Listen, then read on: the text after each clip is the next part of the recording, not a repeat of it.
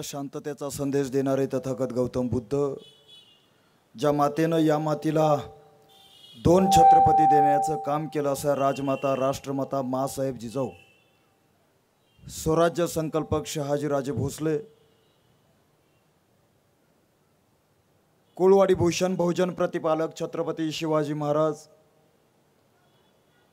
बुधभूषणमकार धर्मवीर छत्रपती संभाजी महाराज, शिवजयंतीचे आद्यजनक शिवशाहीर क्रांतीसूर्य महात्मा ज्योतिराव फुले, ज्ञानज्योती सावित्रीमाई फुले, पुण्यश्लोक अहिल्यामाई होळकर, आरक्षणाचे जनक राजश्री शाहू महाराज, घटनेचे शिल्पकार बोधिसत्व विश्वरत्न डॉक्टर बाबासाहेब आंबेडकर, ही पृथ्वी शेषाच्या मस्तकावरती तरली नसून दीनदलित कष्टकऱ्यांच्या हातावरती तरली आहे असं म्हणत, या पृथ्वीची जागा बदलून ज्यांनी इथल्या श्रमकारी वर्गाच्या हातावरती देण्याचं काम केलं असे साहित्यरत्न अण्णाभाऊ साठे, छत्रपती शिवाजी राजांवरती जगाच्या पाठीवरचा दुसरा पोवाडा लिहिणारे शाहीर अमर शेख, संत तुकडोजी महाराज, संत गाडगे महाराज, संत रविदास महाराज, माता रमाई, माता भीमाई, ज्या ज्या महामानवांनी तुमच्या माझ्या भल्यासाठी स्वतःचं संबंध आयुष्य खर्चित घातलं, त्या तमाम बहुजन महामानवांना एकदा टाळ्याच्या कडकटामध्ये आपण या ठिकाणी अभिवादन करूयात. उपस्थित माझ्या सर्व सावित्रीचे लेकींनो आणि महात्मा ज्योतिराव फुले यांच्या विचारांच्या अनुयायींनो, मी तुम्हाला या ठिकाणी अनुयायी या शब्दानं संबोधित केलेलं आहे, कारण फुले शाहू आंबेडकरांच्या विचारांचा हा अनुयायी असतो, हा भक्त नसतो. हे या निमित्तानं मी सर्वात पहिल्यांदा सांगू इच्छितो. आज क्रांतीसूर्य महात्मा ज्योतिराव फुले यांची 197वी जयंती संबंध महाराष्ट्रामध्ये अतिशय उत्साहात साजरी होताना या ठिकाणी बघायला मिळते. विचार प्रबोधनाने त्या ठिकाणी साजरी होते, कारण एका क्रांतिकारी विचारवंताची जयंती ही नाचून गाऊन आपण तर साजरी करतोच, पण तितकंच महत्त्वाचं आहे त्यांचे विचार, ज्या विचारानं ही संबंध माती सामाजिक सुधारणेच्या माध्यमातून ज्यांनी उभा करण्याचं काम केलं.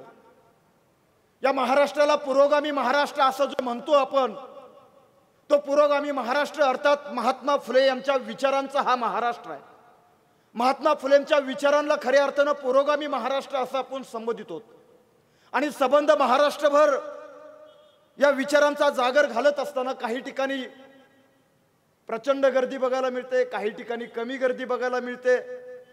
पण मगा सांगितल्या पद्धतीनं माळी सरांनी की आपल्या समोर किती लोक आहेत यापेक्षा तो फुलेंच्या विचारांचा, आंबेडकरांच्या विचारांचा, शाहूच्या विचारांचा, शिवरायांच्या विचारांचा आहे, हे आपण त्या ठिकाणी गृहीत धरून त्यांच्या समोर ती बोलणं फार महत्त्वाचं.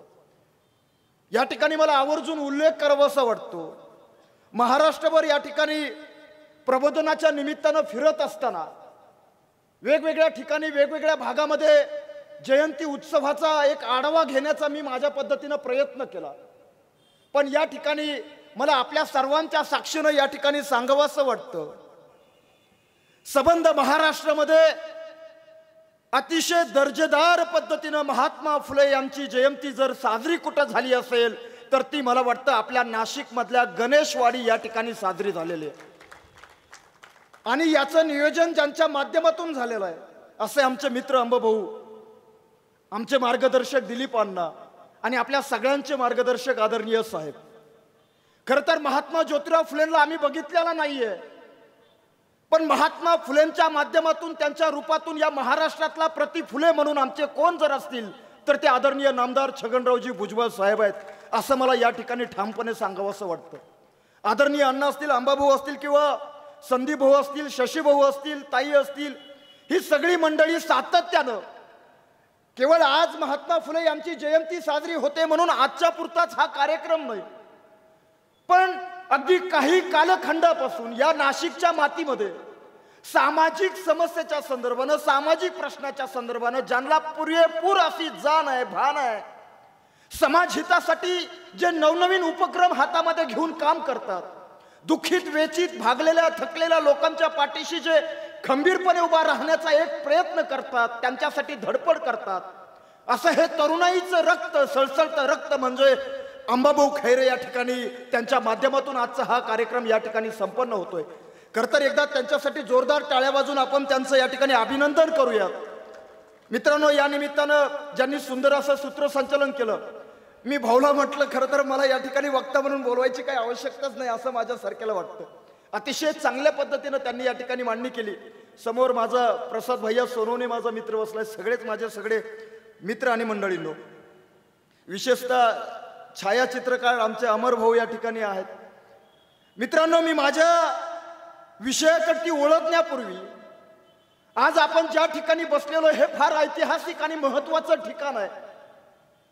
मित्रांनो, या देशामध्ये जुलै 1925 साली जे. जवळकर यांनी महात्मा ज्योतिराव फुलेंचा पुतळा पुण्याच्या मातीमध्ये नगरपालिकेच्या प्रांगणामध्ये अंगणामध्ये त्या ठिकाणी फुलेंचा पुतळा असावा अशी त्यांनी त्या ठिकाणी मागणी केली.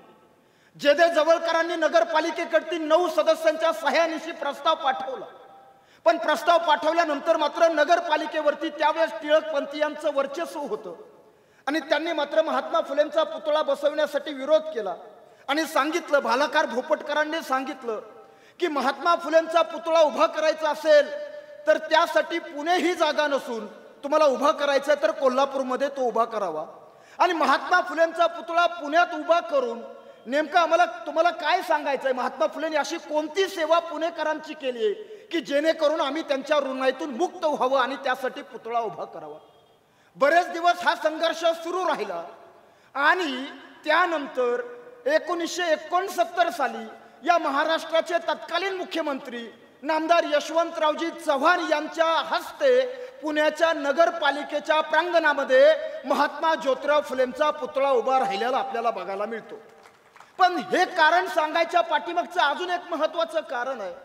1869 साली महात्मा फुलेंचा पुतळा पुण्याच्या नगरपालिकेच्या प्रांगणामध्ये उभा राहिला खरा, पण त्याआधी महाराष्ट्रात नाही, भारतात नाही तर सबंध जगामध्ये महात्मा ज्योतिराव फुले यांचा सर्वात पहिल्यांदा पुतळा जर कुठं उभा राहिला असेल तर तो 1951 साली आपल्या गणेशवाडी या नाशिकमध्ये पहिल्यांदा पुतळा उभा करण्याचं काम केलं. तो पुतळा उभा केला तो डॉक्टर बाबासाहेब आंबेडकरांनी. 1951 साली बाबासाहेब आंबेडकरांच्या हस्ते या पुतळ्याचं अनावरण झालेलं आपल्याला बघायला मिळतं. मित्रांनो, त्यानंतर विधान भवनामध्ये महात्मा ज्योतिराव फुलेंचा पुतळा ठकोजी भुजबळ यांच्या माध्यमातून उभा राहिला आणि त्यानंतर या देशाच्या सर्वोच्च ठिकाणी महात्मा फुलेंचा सुद्धा पुतळा असला पाहिजे ही भूमिका माननीय नामदार त्यावेळेचे खासदार समीर भाऊ भुजबळ आणि माननीय नामदार भुजबळ साहेब यांनी ही भूमिका मांडली आणि संसदेच्या पटांगणामध्ये माननीय साहेबांच्या शुभ हस्ते त्यावेळेचे पंतप्रधान अटल बिहारी वाजपेयी यांच्या हस्ते संसदेच्या प्रांगणामध्ये एका बाजूला छत्रपती शिवाजी महाराजांचा पुतळा, दुसऱ्या बाजूला डॉक्टर बाबासाहेब आंबेडकरांचा पुतळा आणि यांच्या मधोमध महात्मा ज्योतिराव फुलेंना विराजमान करण्याचं काम नामदार भुजबळ साहेबांच्या माध्यमातून झालेलं आपल्याला दिसून येते.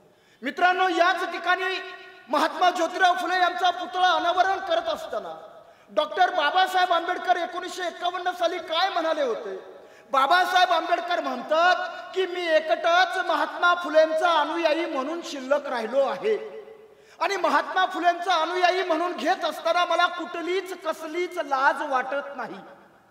पुढे जाऊन महात्मा फुलेंच्या बद्दल बाबासाहेब आंबेडकर असं म्हणतात की या देशामध्ये इथल्या समाज हितासाठी जितक्या संघटना जितके पक्ष स्थापन होतील ते जे जे रूप नाव धारण करतील, कोणतंही रूप आणि नाव जरी त्यांनी धारण केलं तरी त्यांना महात्मा फुलेंचेच विचार, कार्य, धोरण आणि महात्मा फुलेंचाच कार्यक्रम पुढे घेऊन जावा लागेल. बाबासाहेब आंबेडकर पुढे असं म्हणतात कारण महात्मा फुले हाच खरा खुरा लोकशाहीचा पाया आहे असं डॉक्टर बाबासाहेब आंबेडकर याच ठिकाणाहून म्हणताना आपल्याला दिसून यायला लागतं. मित्रांनो, आज गेल्या 2 वर्षामध्ये आपल्या भारतातच नाही तर सबंध देशामध्ये लॉकडाऊन होतं, क्वारंटाईन सारखा रोग, संसर्गजन्य रोग पसरला होता. आपण सगळेजण क्वारंटाईन झालो होतो, लॉकडाऊन झालो होतो, घराच्या बाहेर सुद्धा आपल्याला पडता येत नव्हतं. अशी परिस्थिती केवळ महाराष्ट्रात नाही तर सबंध जगामध्ये पसरली होती. त्यावेळेस अंबाभाऊ, माझ्या एका मित्राचा मला फोन आला आणि तो म्हणाला, दादा हे लॉकडाऊन किती दिवस सुरू राहणार आहे? या लॉकडाऊन मध्ये जगायचा अक्षरशः कंटाळा येऊन गेलाय. किती दिवस हे लॉकडाऊन सुरू राहणार आहे? मी म्हटलं खरंय बाबा, तुझं खरंय, लॉकडाऊन मध्ये जगायचा अक्षरशः कंटाळा येऊन गेलाय, खरंय. पण एक गोष्ट लक्षात ठेव, हजारो वर्ष या देशातल्या उच्चवर्णीयांनी जातीवादाचा रोग पसरून तुम्हाला आणि आम्हाला लॉकडाऊनच करून ठेवण्याचं काम केलं होतं की अरे ना स्वतःला बोलण्याचा अधिकार, ना लिहिण्याचा, ना स्वतःचं मत मांडण्याचा अधिकार होता. घराच्या बाहेर जरी पडायचं म्हटलं तरी पाठीला खराटा आणि गळ्यामध्ये मडकं असायचं. सूर्य मस्तकावरती आल्याशिवाय घराच्या बाहेर पडता येत नव्हतं, कारण स्वतःची सावली स्वतःच्याच पायाखाली राहिली पाहिजे.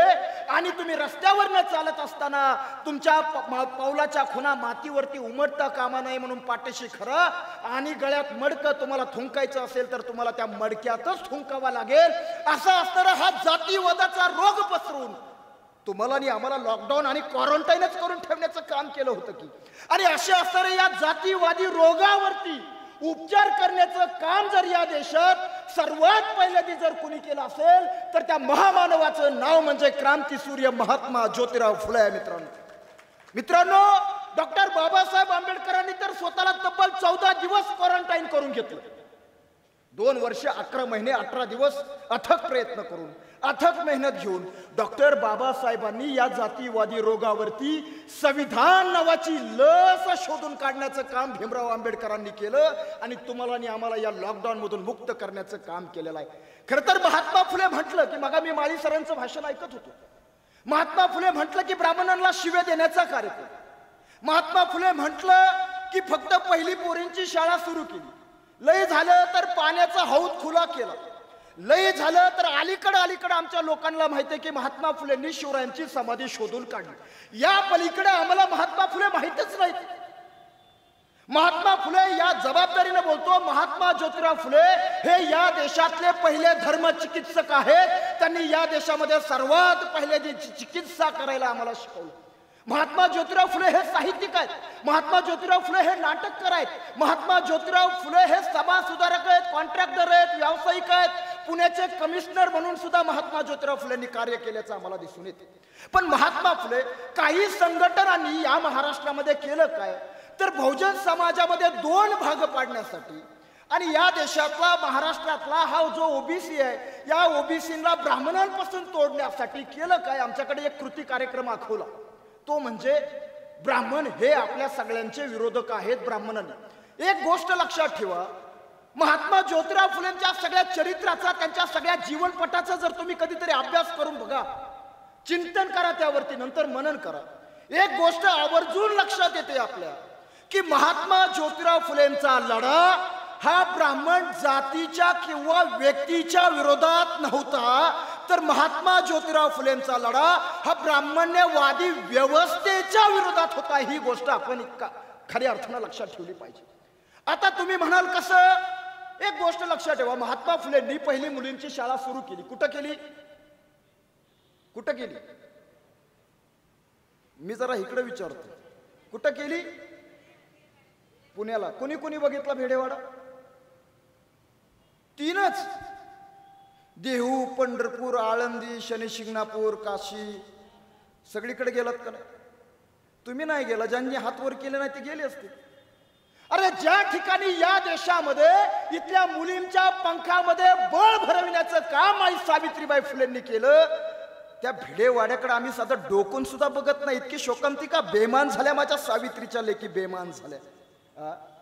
आणि महात्मा ज्योतिराव फुलेंनी जो पहिला भिडेवाड्यामध्ये शाळा सुरू केली, हा भिडेवाडा महात्मा फुलेंना, ज्यांनी आपला स्वतःचा राहतं घर महात्मा फुलेंना शाळा सुरू करण्यासाठी दिली, ते भिडे गुरुजी हे जातीनं कोण होते? ब्राह्मण. हे सांगलीचे दंगलखोर भिडे नव्हे बरं का, नाही तर तुमच्या डोक्यात ते भिडे यायचे. हे भिडे गुरुजी दुसरे. महात्मा ज्योतिराव फुलेंनी दुसरी शाळा सुरू केली. दुसरी शाळा सुरू करण्यासाठी महात्मा फुलेंना रावजी चिपळूणकरांनी स्वतःचा वाडा दिला. महात्मा फुलेंना हे सगळं शैक्षणिक कार्य सुरू ठेवण्यासाठी त्या ठिकाणी पडवळ नावाचे एक ब्राह्मण गृहस्थ आहेत, ते त्यांना आर्थिक मदत करताना आपल्याला त्या ठिकाणी दिसून येतात. मी पुढे आवर्जून सांगणार आहे, जबाबदारीने सांगणार आहे की या देशामध्ये ब्राह्मण समाजावरती उपकार करणारा या देशातला पहिला महामानव जर कोण असेल तर त्या महामानवाचं नाव मित्रांनो महात्मा ज्योतिराव फुले आहे. ही गोष्ट आपण ध्यानात ठेवली पाहिजे. काय अवस्था होती आमच्या या समाजाची? या समाजाच्या विकासाचं एक चाक खाली अज्ञानाच्या अंधकारामध्ये चिखलामध्ये रुतून बसलाय, तर दुसरं चाक मित्रांनो आकाश आहे. आपण काल्पनिक दृष्ट्या थोडा विचार, आपण बैलगाडी बघितली, त्या बैलगाडीच्या चाकाला अनेक आरे असतात. दादा हो, त्या चाकाला जर परिवर्तित करायचं असेल, त्याला दिशा द्यायची असेल, तर त्या चाकातली सगळी आरं फिरवणं गरजेचं नसतं. त्यातलं एक जरी आरं फिरवलं तर ते संबंध चाक गतिमान होतं, परिवर्तित होतं, त्याला दिशा मिळते. महात्मा फुलेंनी जर नेमकं काय केलं असेल तर त्या चाकातलं फक्त शिक्षण नावाचं एक आरं फिरविण्याचं काम केलं आणि इथल्या बहुजन समाजाच्या विकासाची चाकं ही आपोआप गतिमान होताना आम्हाला दिसून येताना दिसतात. भकासपोटी शेपूट गाळत मातीमध्ये हुद्दाडणाऱ्या आणि बिनबटनाच्या चड्डीतल्या रद्दीतल्या रत्नांना महात्मा फुले शाहू आंबेडकरांनी गोळा केलं, त्यांना नहदू घातलं, त्यांना खाऊपिऊ घातलं आणि तत्कालीन बुद्धिवंतांच्या पंक्तीमध्ये नेहून बसवण्याचं काम तुम्हाला जर कोणी केलं असेल तर ते फुले शाहू आंबेडकर नावाच्या महामानवांनी केलेलं आहे. ही गोष्ट आपण लक्षात ठेवली पाहिजे. बघा, महात्मा फुले असंच एकदा दलित वस्तीतनं चाललेले आणि दलित वस्तीतनं जात असताना त्यांच्या लक्षात आलं की एक ज्ञाना नावाचा मुलगा आहे, अतिशय हुशार आहे, पण ज्ञाना नावाचा मुलगा मात्र ज्ञानापासून वंचित आहे. ही गोष्ट फुलेंच्या लक्षात आली. महात्मा फुलेंनी आपल्या जवळचे एक मित्र, ज्यांचं नाव मिस्टर मिचेल, यांना सांगावं धाडलं आणि सांगितलं की दलित कुटुंबातला आहे, त्याला जरा तुमच्या वर्गात बसू द्या, 2-4 अक्षराची ओळख होईल. मिचेलांचा होकार आला आणि होकार आल्यानुसार तो ज्ञाना नावाचा मुलगा त्या शाळेच्या दिशेनं चालत चालत गेला. आतमध्ये वर्गात पाऊल टाकणार तोच वर्गातली सगळी पोरं बाहेर आली. मिचेलांना कळलं ना असं का बघ. तसं एक मुलगा पुढे आला आणि तो मुलगा म्हणाला, गुरुजी हा मुलगा दलित कुटुंबातला आहे, हा वर्गात जर बसला तर आम्ही मात्र काय वर्गात बसणार नाही. मिचेल म्हणाले, बाबांनो तुम्ही वरती बाकड्यावरती बसता, तो खाली जमिनीवरती चटईवरती बसेल. दुसरं पोरग पुढे आला आणि ते म्हणाले, सर मग चटई तर जमिनीवरच असते. तो मुलगा जर चटईवर जर बसला तर त्याचा विटाळ चटईला होईल, चटईचा विटाळ जमिनीला, जमिनीचा विटाळ आम्हाला होईल, घरी गेल्यावर आम्हाला आंघोळ केल्याशिवाय पर्याय नाही. हा झालेला प्रसंग तो ज्ञाना नावाचा मुलगा बघतो, शाळा सोडून जातो, परत तिकडे फिरकत नाही.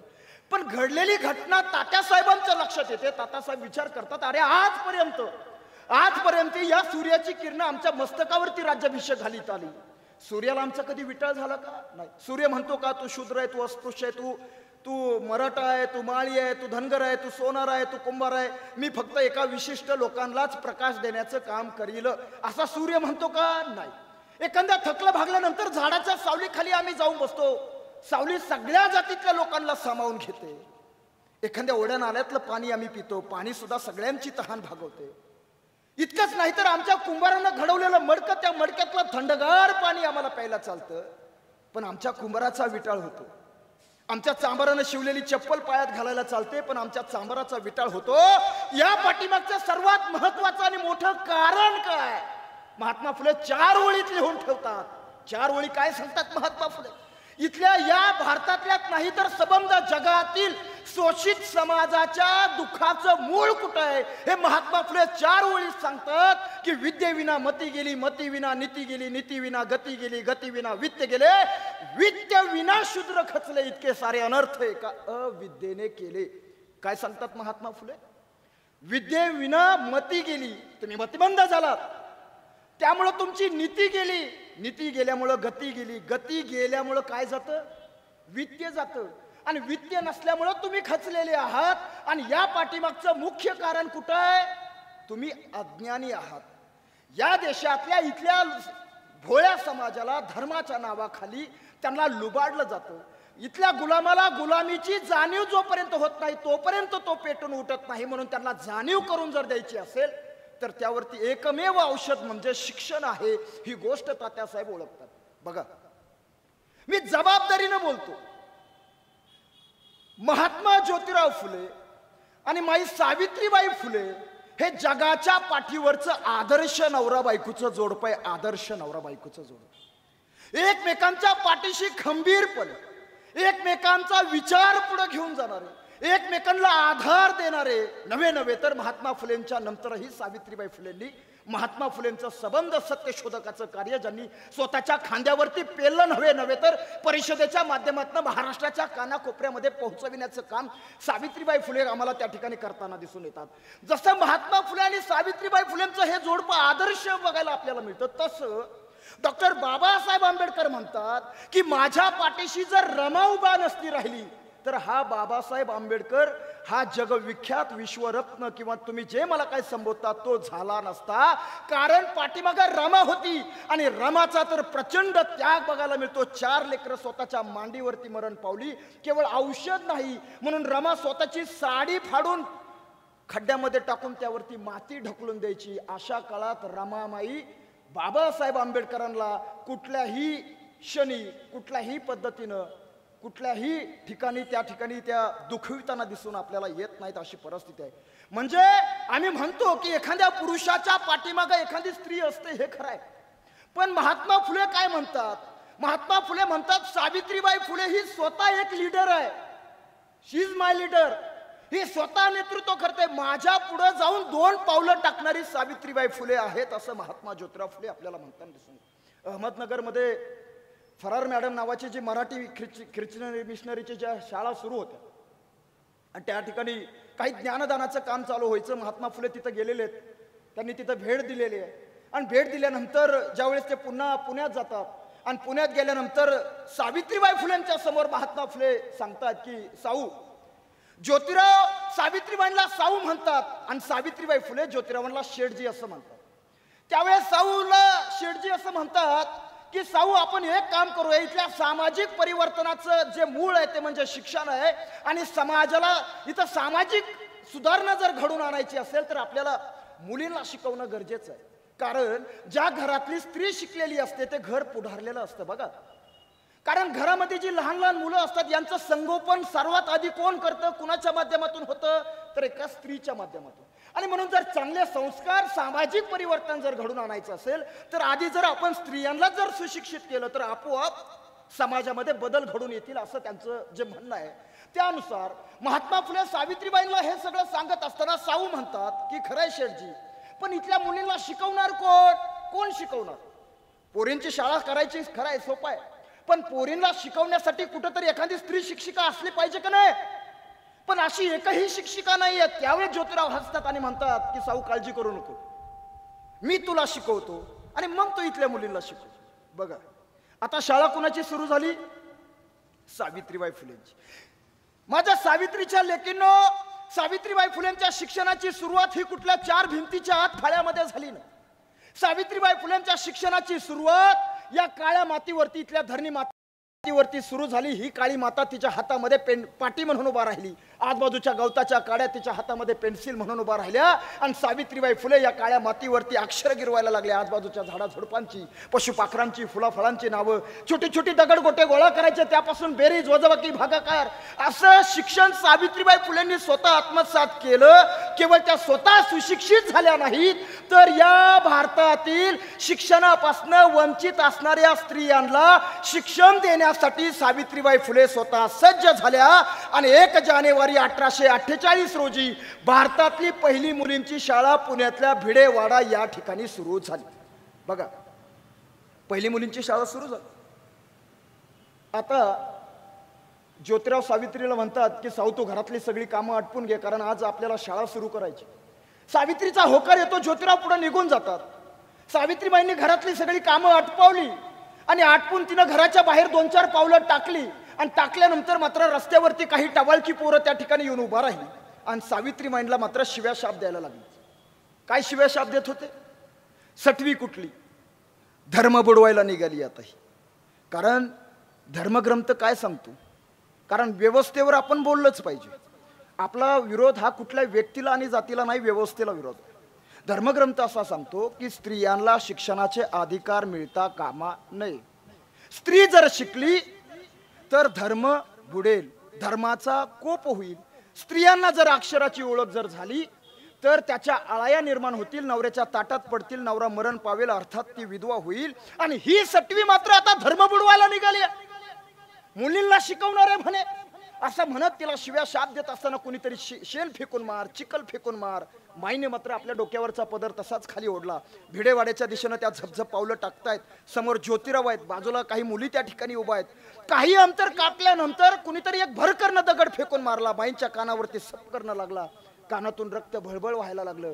माईने एक चकार शब्द केला नाही. आपल्या डोक्यावरचा पदर तसाच खाली ओढला. समोर ज्योतिरावांच्या त्या जवळ गेल्या. पाठीमागं घडलेला सगळा प्रसंग त्या विसरून गेल्या.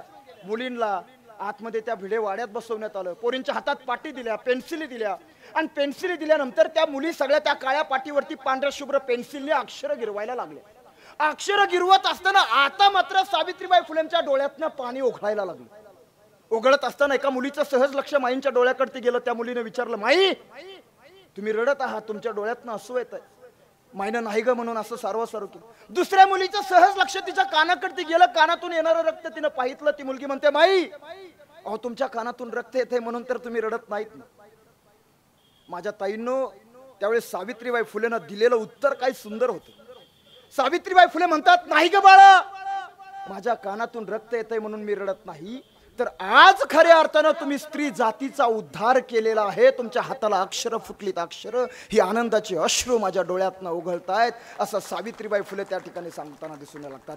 बघा, महात्मा ज्योतिराव फुलेंनी जी पहिली मुलींची शाळा सुरू केली, त्या दिवशी पहिल्या दिवशी त्यांच्या शाळेमध्ये एकूण 6 मुली आल्या होत्या. 6 पैकी ज्यांनी स्त्री शिक्षणाला सर्वाधिक विरोध केला त्या समाजातील, अर्थात ब्राह्मण समाजातील 6 पैकी 4 मुली त्या ठिकाणी आलेल्या होत्या. एक मराठा समाजाची होती, एक धनगर समाजाची होती. त्यावेळेस माळ्यांना सुद्धा मुलं बाळ होत असतील. मला सांगायचं असं आहे की महात्मा फुलेंचं जे काही शैक्षणिक कार्य आहे हे फक्त एका विशिष्ट कुठल्या जातीसाठी होतं का? नाही. महात्मा फुले जर ब्राह्मण समाजाच्या विरोधात जर असते तर महात्मा फुलेंच्या शाळेमध्ये पहिल्या दिवशीच 6 पैकी 4 मुली जातीनं ब्राह्मण आल्या असत्या का? महात्मा फुलेंना शाळा सुरू करण्यासाठी ब्राह्मण समाजातल्या व्यक्तीनं स्वतःचा वाडा दिला असता का? असे अनेक प्रश्न माझ्या समोर या ठिकाणी उभा राहतात. महात्मा फुलेंच्या सगळ्या मित्रांची जर यादी काढली तर त्यामध्ये 60 ते 70% कित्येक मित्र हे जातीनं ब्राह्मण बघायला मिळतात, जे महात्मा ज्योतिराव फुलेंच्या विचाराशी जुळतं मिळतं घेतात, जो महात्मा ज्योतिराव फुलेंचा लढा मान्य करतात. असे कित्येक ब्राह्मण समाजातली लोक सुद्धा महात्मा फुलेंच्या सोबत होती. इतकंच नाही, लोकमान्य टिळकांना आणि आगरकरांना डोंगरीच्या तुरुंगाची शिक्षा झालेली होती. डोंगरीच्या तुरुंगाची शिक्षा झाल्यानंतर कोल्हापूरच्या गादीवरून लोकमान्य टिळकांकडून केसरीमध्ये काही वृत्तांत लिहिण्यात आलेला होता. त्यामुळं त्या ठिकाणी राजद्रोहाचा खटला दाखल केलेला होता.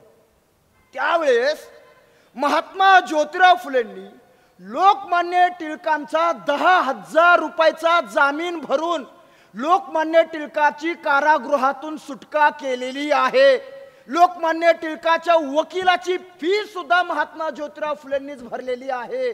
त्या वेळेचे 10,000 रुपये म्हणजे आजचे किती रुपये? कमीत कमी कोटीच्या आजबाजूला ही आकडा जात असेल. म्हणजे काय की महात्मा फुलेंचा जो फोटो आमच्याकडे दाखवला जातो, महात्मा फुले अतिशय म्हणजे ते दाढी वाढलेले, दारिद्र्यात जगणारे, अशा पद्धतीचं सगळं चित्र आमच्या समोर रेखाटण्याचं काम केलेलं. दादा हो, महात्मा ज्योतिराव फुले हे उच्च शिक्षित, 7वी पर्यंत जरी असलं तरी त्यांचं ज्ञान म्हणजे मात्र उच्च शिक्षित होतं. सिम्बॉल ऑफ द नॉलेज म्हणणारे डॉक्टर बाबासाहेब आंबेडकर महात्मा फुलेंना गुरु मानतात. म्हणजे महात्मा फुलेंचे विचार किती उच्च असतील याचा विचार आपल्याला करावा लागेल. महात्मा फुलेंनी शेतकऱ्यांचा वसा हातामध्ये घेतला, शेतकऱ्यांचं जीवनमान, शेतकऱ्यांचं राहणीमान हाताशी घेतलं, आणि म्हणून त्यांनी त्यांच्या डोक्यावरती तो फेटा परिधान केलेला. मी तिकडे तुम्हाला घेऊन जाणार आहे थोड्या वेळामध्ये. मला सांगायचं आपल्याला असं आहे की एका बाजूला महात्मा ज्योतिराव फुले सामाजिक सुधारणेचा काम करतात, दुसऱ्या बाजूला महात्मा ज्योतिराव फुलेंनी केवळ पुण्यात एक शाळा सुरू केली का? नाही, तर पुण्यामध्ये जवळजवळ 12 ते 13 शाळा पुण्याच्या आजबाजूच्या परिसरामध्ये महात्मा फुले, सावित्रीबाई फुले सुरू करतात. नव्हे तर या सगळ्या शाळेंचा जो काही कार्य आहे, जो कारभार आहे, ते कोण बघत होतं? तर सावित्रीबाई फुले स्वतः बघत होत्या. म्हणून सावित्रीबाई फुले या देशातल्या पहिल्या केवळ शिक्षिकाच नाहीत, तर ते या देशातल्या पहिल्या मुख्याध्यापिका म्हणून सुद्धा आपल्याला कार्य करताना दिसू लागतात. सावित्रीबाई फुलेंचा 1854लाच काव्य फुले नावाचा ग्रंथ प्रकाशित झालेला आहे.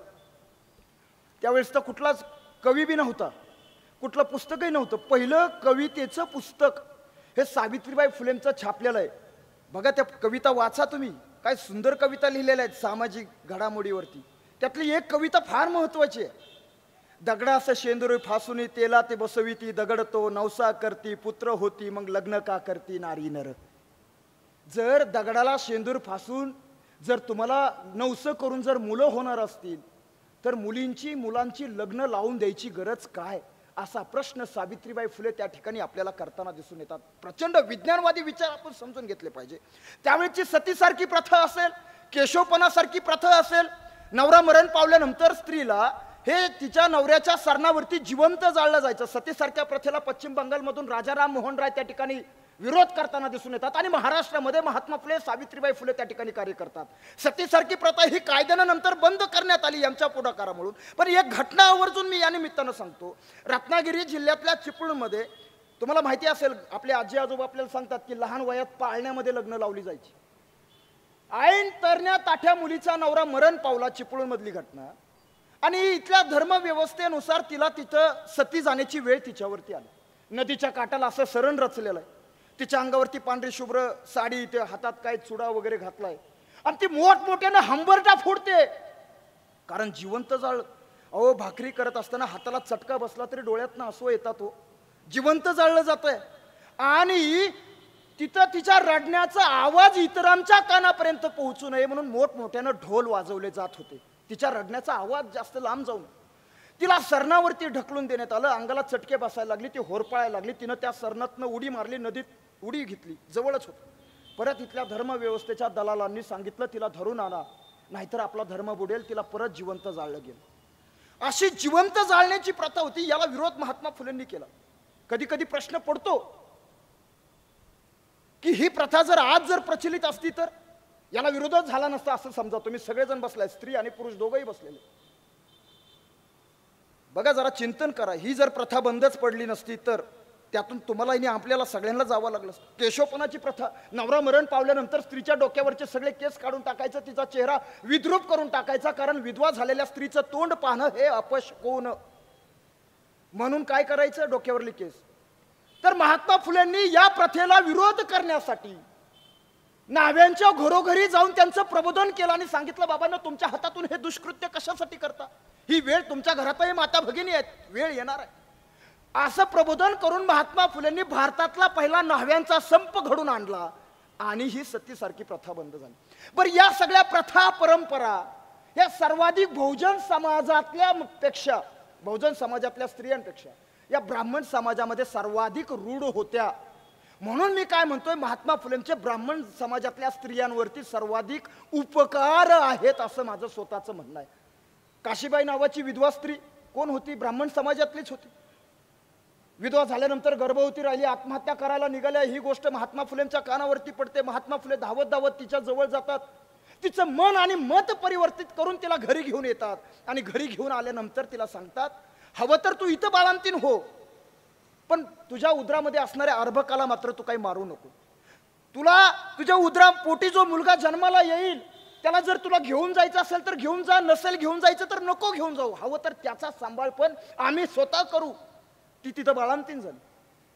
तिच्या पोटी एक मुलगा जन्माला आला. महात्मा फुलेंनी तो दत्तक घेतला. ब्राह्मण समाजाचा मुलगा दत्तक घेतला. बघा, महात्मा फुले ब्राह्मणांच्या विरोधक होते नव्हते, जे आम्हाला सगळं. मला काय सांगायचंय, महात्मा फुलेंनी तो मुलगा दत्तक घेतला. केवळ दत्तक घेतला नाही तर मोठा करून त्याचं नाव त्यांनी यशवंत ठेवलं. केवळ नाव यशवंत ठेवलं नाही तर त्याला मोठा डॉक्टर बनवण्याचं काम महात्मा ज्योतिराव फुलेंनी केलं. मग अशी एक बाळंतण महात्मा फुले सावित्रीनं आपल्या फुलेवाड्यात केली का? नाही. 35 ब्राह्मण समाजातल्या स्त्रियांची बाळंतणं स्वतः सावित्रीबाई फुलेंनी आपल्या वाड्यामध्ये केलेली आहेत. नव्हे तर महात्मा फुलेंनी आपल्या घराच्या बाहेर बालहत्या प्रतिबंध गृह असा नावाचा बोर्ड लावला होता. या इथं बाळंतीत व्हा निसंकोचपणे. याची गोष्ट दुसऱ्याच्या कानापर्यंत सुद्धा पोहोचणार नाही याची खबरदारी आम्ही घेऊ असं म्हणणारं हे फुले दाम्पत्य होतं. यशवंतावरून लक्षात आलं. महात्मा फुलेंनी स्वतःच्या मुलाचं नाव काय ठेवलं? काय ठेवलं? यशवंत. राजश्री शाहू महाराजांचं पूर्वीचं नाव काय होतं? काय होतं? यशवंत घाडगे. आणि डॉक्टर बाबासाहेब आंबेडकरांनी स्वतःच्या मुलाचं नाव काय ठेवलं? एका मुलाचं नाव यशवंत आंबेडकर. ही विचारांची साखळी मी तुम्हाला हळूहळू पुढे घेऊन जाणार आहे. बघा, एका बाजूला महात्मा फुले सामाजिक स्त्री सुधारणा करतायत, महात्मा ज्योतिराव फुले फक्त इथपर्यंतच मर्यादित आहेत का? नाही. शेतकऱ्याचा आसूड वाचला पाहिजे. या देशामध्ये शेतकऱ्यांना सर्वाधिक पोटाशी लावणारा राजा या देशातला छत्रपती शिवाजी राजा आहे. म्हणून महात्मा फुले छत्रपती शिवाजी राजांना कुळवाडी भूषण, शेतकऱ्यांचा राजा, शेतकऱ्यांचा नेता असं म्हणतात. मित्रांनो, छत्रपती शिवाजी राजांनी शेतकऱ्यांना पोटाशी धरण्याचं काम केलं. महात्मा ज्योतिराव फुलेंनी या देशामध्ये शेतकऱ्यांच्या प्रश्नावरती पहिला ग्रंथ जर कोणी लिहिला असेल तर शेतकऱ्याचा आसूड नावाचा पहिला ग्रंथ महात्मा ज्योतिराव फुलेंनी लिहिलेला आहे. यांच्यानंतर शेतकऱ्यांचं या देशातलं पहिलं आंदोलन, शेतकऱ्यांचं पहिलं उपोषण रत्नागिरीमध्ये तब्बल 7 दिवसाचं आंदोलन कुणी घेतलं तर डॉक्टर बाबासाहेब आंबेडकरांनी घेतलेलं आहे. मुंबईच्या कौन्सिलिंग मधून ज्यावेळेस विधिमंडळावरती डॉक्टर बाबासाहेब आंबेडकर निवडून गेले होते, निवडून गेल्यानंतर विधिमंडळाच्या सभागृहामध्ये बाबासाहेब आंबेडकरांचं जे पहिलं भाषण होतं, हे पहिलं भाषण दलित सुधारणेसाठी नव्हतं, दलितांच्या प्रश्नासाठी नव्हतं. आम्ही काय म्हणतो, बाबासाहेब आंबेडकर हे दलितांचे नेते, बुद्धांचे नेते, बौद्धांचे नेते. बुद्ध म्हणजे बुद्धिवाद, बुद्ध म्हणजे विज्ञानवाद, लोकशाहीवाद, व्यक्ती स्वातंत्र्यवाद. पण बाबासाहेबांनी बुद्ध स्वीकारला म्हणून आम्ही बुद्धाकडे सुद्धा एका वेगळ्या नजरेतनं बघायला लागलो. मित्रांनो, बाबासाहेब आंबेडकर त्या सभागृहामध्ये पहिल्यादी भाषण हे कुणावरती करतात तर शेतकऱ्यांच्या प्रश्नांवरती करतात. दलितांच्या समस्येवरती त्यांचं पहिलं भाषण नाही. म्हणून बाबासाहेब आंबेडकर हे फक्त दलितांचे नेते नाहीत तर ते संबंध देशाचे नेते आहेत. ही गोष्ट आपण लक्षात ठेवली पाहिजे. मित्रांनो, मी बघा ते शेतकऱ्याचा आसूड नावाचा ग्रंथ वाचला पाहिजे. आवर्जून एक प्रसंग सांगतो तुम्हाला. राणी व्हिक्टोरियाचा मुलगा राजपुत्र भारताच्या भेटीसाठी आला होता आणि भारताच्या भेटीसाठी आल्यानंतर त्या ठिकाणी महात्मा ज्योतिराव फुलेंना त्या स्नेह कार्यक्रमासाठी निमंत्रण देण्यात आलेलं होतं. रावजी चिपळूणकर त्यांचे मित्र यांनी त्यांना निमंत्रण दिलेलं होतं. म्हणून महात्मा ज्योतिराव फुले, बघा आता राणी व्हिक्टोरियाचा मुलगा म्हणजे या देशावरती ज्यांची सत्ता आहे तिचा मुलगा या देशात आलेला आहे आणि महात्मा फुलेंना तिथं निमंत्रण दिलंय. माळी सर, तुम्हाला निमंत्रण दिलं असतं तर तुम्ही कसे गेले असते? चांगल्या पद्धतीचे कपडे घालून तर गेलो असतो, चांगले अगदी सुटाबुटामध्ये, बरोबर आहे का? महात्मा फुले असे गेलेले नाहीयेत तिथं. महात्मा फुले तसे गेलेले नाहीयेत कारण त्यांना या देशातलं इथल्या गोरगरीब कष्टकरी श्रमकरी वर्गाचं दुःख तिथं त्यांच्या समोर दाखवायचं होतं. म्हणून पोशाख त्यांनी शेतकऱ्यांचा परिधान केला. डोक्यावरती पांढरा शुभ्र फेटा, 4 जागेवरती फाटलेला, अंगामध्ये जे बंडी आहे ती आखूड, गुडघ्यापर्यंतचं जे धोतर आहे ते धोतर नेसले, कमरेला विळा खोचला, पायामध्ये चप्पल, तीही 4 जागेवर फाटलेली चिंतकन अशी चप्पल त्यांनी ती बांधलेली पायात घातली, काठी टेकवत टेकवत राजदरबारापर्यंत गेले. दारामध्ये शिपायानेच अडवलं, कोण हा भिकारी आज चाललाय म्हणून. पण हे चिपळूणकरांच्या लक्षात आलं. महात्मा फुलेंना आतमध्ये सन्मानानं नेलं आणि नेहलन कुणाच्या शेजारी बसवलं?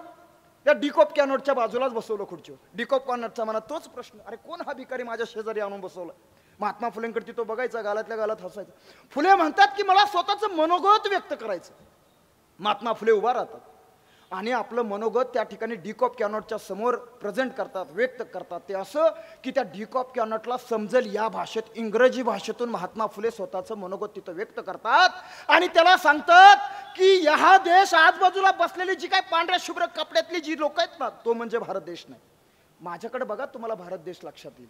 आणि या देशातल्या शेतकऱ्यांच्या व्यथा वेदना तुम्ही राणी साहेबाला जाऊन सांगा की भारतामधल्या इथल्या शेतकऱ्यांची काय अवस्था आहे.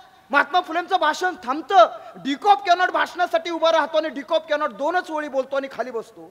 डिकॉप कॅनॉट म्हणतो की मी भारताच्या भेटीसाठी आलो होतो, पण ज्योतिराव नावाच्या गृहस्थाचं भाषण ऐकलं आणि संबंध देशाची भेट मला याच ठिकाणी घडून आली, असं डिकॉप कॅनॉट तिथं म्हणतो. महात्मा फुलेंनी बघा, महात्मा फुलेंचं म्हणणं होतं की पुण्याच्या सांडपाण्यावरती तुम्ही शेती पिकवा. पण जी लोक होते ती काही शेती पिकवायला तयार होत नाही, सांडपाण्यावर शेती पिकणार नाही असं सगळ्यांचं म्हणणं होतं. महात्मा फुले हे फक्त बोल घेवडे नव्हते तर कृतीतून व्यक्त होणारे होते. महात्मा फुलेंनी केलं काय तर समाजाला आदर्श दाखवायचा आहे. त्यांच्या मनातले जे ग्रह आहे ते बाजूला सरकवायचे म्हणून महात्मा फुलेंनी पुण्याच्या बाजूला 10 एकर जमीन विकत घेतली. पुण्यातलं सगळं सांडपाणी त्या शेतामध्ये सोडलं. त्याला फुलेची नळी म्हणतात. आजही ती फुलेची नळी प्रसिद्ध आहे पुण्यामध्ये. बघा, त्या नळीतनं सगळं पाणी त्यांनी त्यांच्या शेतात सोडलं, त्यामध्ये ऊस लावला, ऊस तर्राट आला आणि त्यापासून त्यांनी गुळाचं उत्पादन सुरू केलं. आणि भारतामधला पहिल्यादी गुळाचा व्यवसाय कोणाच्या माध्यमातून सुरू राहिला तर तो महात्मा ज्योतिराव फुलेंच्या माध्यमातून झाला. महात्मा ज्योतिराव फुले व्यावसायिक फार महत्वाचे आहेत, कारण महात्मा फुलेंचं म्हणणंच आहे की इतके सारे अनर्थ अविद्येने गेले आणि त्याच्या आधीचं जे वाक्य आहे त्यांचं, अर्थव्यवस्थेनं आपण उभा राहिलो पाहिजे. आपलं कंबरड अर्थव्यवस्थेने जर मोडलं तर आपलं शोषण होतं. महात्मा फुले हे व्यावसायिक आहेत. पुन्हा commercial contract company Mahatma Jyotirao फुलेंची आहे. महात्मा ज्योतिराव फुलेंच्या पुन्हा कमर्शियल कॉन्ट्रॅक्ट कंपनीच्या माध्यमातून महात्मा फुलेंनी पुण्यातला येरोडा नावाचा जो ब्रिज आहे बघितला का? येरोडा कोणी कोणी बघितला? आतमध्ये नाही गेले येरोडा. तो येरोडा नावाचा ब्रिज महात्मा फुलेंच्या कॉन्ट्रॅक्ट कंपनीने बांधला. पुण्यामधलं मुळा मोठा धरण, खडकवासलाची धरणं ही महात्मा फुलेंनी त्या ठिकाणी बांधलेली आहेत. खडकवासला धरणाचं जे दगड पुरवण्याचं जे कॉन्ट्रॅक्ट महात्मा फुलेंनी उचललं होतं, त्याला रावजी परांजपे नावाच्या ब्राह्मण समाजातल्या व्यक्तीला त्यांनी पार्टनर म्हणून घेतलेलं होतं. इतकंच नाही, कोल्हापूरवरून ज्यावेळेस तुम्ही मुंबईच्या दिशेनं जातात त्यावेळेस मध्ये कात्रजचा बोगदा लागतो. या कात्रजच्या बोगद्याचं कंत्राट देखील महात्मा फुलेंच्या कंपनीकडे होतं. मुंबईमधली टाइम्स ऑफ इंडियाची इमारत असेल, विटी स्टेशन असेल किंवा श्रीमंत सयाजीराव गायकवाड यांचं लक्ष्मी विलास पॅलेस असेल, ही सगळी कॉन्ट्रॅक्ट, ही सगळी बांधकामं महात्मा फुलेंच्या कॉन्ट्रॅक्ट कंपनी केलेली आहेत. इतकंच नाही, महात्मा फुलेंचा पुस्तक छपाईचा कारखाना होता. इतकंच नाही तर महात्मा फुलेंचे दागिने बनवण्याचे जे काय साचे असतात ना, ते दागिने बनवण्याचे जे साच्याचा सुद्धा महात्मा फुलेंचा स्वतःचा कारखाना होता. मित्रांनो, 1869 साली या देशामध्ये त्यावेळेसचा महात्मा फुलेंच्या संबंध वार्षिक उत्पादनाचा जर अहवाल आपण बघितला, त्यावेळेस टाटा नावाची पण कंपनी होती. आज तर खर थोर विचारवंत हरिनरके सरांची आठवणीत हा फार महत्वाचा दस्तावेज त्यांनी आपल्या समोर देण्याचं काम केलं. त्यांचं असं म्हणणं आहे की त्यावेळेस टाटा नावाची कंपनी होती आणि टाटाचं वार्षिक उत्पादन हे 20,000 रुपये होतं, तर महात्मा फुलेंचं वार्षिक उत्पादन हे 21,000 रुपये होतं. म्हणजे आजच्या टाटापेक्षा सुद्धा महात्मा ज्योतिराव फुले हे श्रीमंत होते. त्यावेळेस महात्मा फुले इन्कम टॅक्स भरत होते. मित्रांनो, ही गोष्ट आपण लक्षात ठेवली पाहिजे. पण शेवटी त्यांची काय अवस्था झाली मग मी सांगणार आहे तुम्हाला या निमित्तानं. बघा मित्रांनो, महात्मा फुले एका बाजूला व्यवसाय करतायत, पुण्याचे कमिशनर आयुक्त म्हणून सुद्धा त्यांनी कामं त्यावेळेस प्रचंड केलेली दिसतात. विशेषतः आरोग्याच्या संदर्भात महात्मा फुलेंनी, पाण्याच्या संदर्भात प्रचंड नळ जोडा प्रकल्प त्यावेळेस त्यांनी त्या ठिकाणी राबवलेला आपल्याला दिसून येतो. बघा मित्रांनो, महात्मा ज्योतिराव फुले छत्रपती शिवाजी राजांच्या विचारानं, कार्यानं प्रभावित झालेली व्यक्ती आहे. महात्मा फुलेंना वाटतं की आपण छत्रपती शिवाजी राजांच्या समाधीवरती गेलं पाहिजे, नतमस्तक झालं पाहिजे. म्हणून महात्मा फुले 1869 साली रायगडावरती पोहोचतात, रायगडावरती जातात. पण रायगडावरती गेल्यानंतर मात्र महात्मा फुलेंना छत्रपती शिवाजी राजांच्या समाधीचं दर्शन झालं नाही. त्याचं कारण असं होतं की रायगडाचा संपूर्ण परिसर हा रानटी झाडा झुडपांनी, काटाड्यांनी, वेलीने अक्षरशः झाकून गेला होता. महात्मा फुलेंच्या हातात कुऱ्हाड होती. त्यांनी त्या आजबाजूच्या काटाड्या कुटड्या बाजूला सरकवल्या आणि रायगडाच्या या टोकापासून ते रायगडाच्या दुसऱ्या टोकापर्यंत महात्मा फुले वन भटकत होते, शिवरायांच्या समाधीचा शोध घेत होते. पण महात्मा फुलेंना राजाच्या समाधीचं दर्शन झालं नाही. दुसरा दिवस चालू झाला. दुसऱ्या दिवशी पुन्हा महात्मा फुले रायगडाच्या या टोकापासून दुसऱ्या टोकापर्यंत वन भटकताना दिसून येतात. दुसरा दिवस बुडतो, तिसरा दिवस चालू होतो आणि तिसऱ्या दिवशी असा सूर्य मस्तकावरती आल्यानंतर महात्मा ज्योतिराव फुलेंना छत्रपती शिवाजी राजांची समाधी अशी समोर दिसते. अरे ज्या राजाचं नुसतं नाव घेतल्यानंतर तुमची आमची छाती स्वाभिमानानं फुलून येते, त्या माझ्या राजाची समाधी अक्षरशः काटाड्यामध्ये झाकून टाकलेली होती. तत्कालीन व्यवस्थेतल्या लोकांनी हा बहुजनांचा राजा तुमच्या माझ्यापासून बाजूला ठेवण्याचं काम केलं होतं.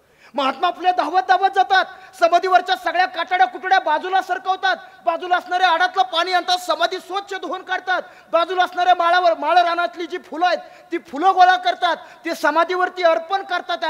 अर्पण करणार तोच. हे काय मी माझ्या मनच्या भाकड कथा सांगत नाही.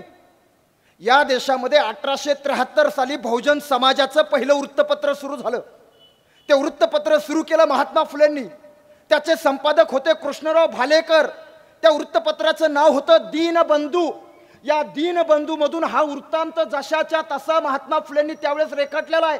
महात्मा फुले म्हणतात, अशा वेळेस तिथे एक ग्राम जोशी आला आणि माझ्याकडे ती बघत म्हणतो, अरे कुणबाटा, तू तर शिवाजी राजाच्या समाधीचा देव केलास.